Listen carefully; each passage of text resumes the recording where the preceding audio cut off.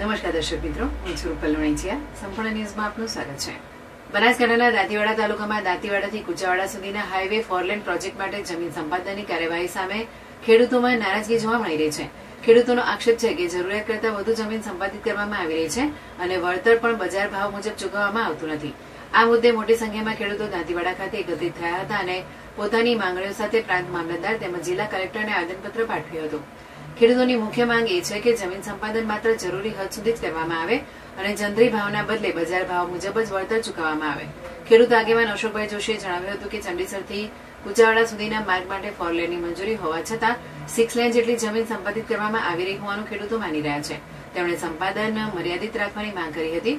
ખેડૂતોનું કહેવું છે કે ગ્રામ્ય વિસ્તારની જંત્રી કિંમત અને વાસ્તવિક બજાર કિંમત વચ્ચે મોટો તફાવત હોવાથી ખેડૂતોને આર્થિક નુકસાન થઈ રહ્યું છે. તેથી શહેરી વિસ્તારમાં ધોરણે અથવા બજાર ભાવ મુજબ વળતર ચૂકવવાની માંગ ઉઠાવવામાં આવી છે.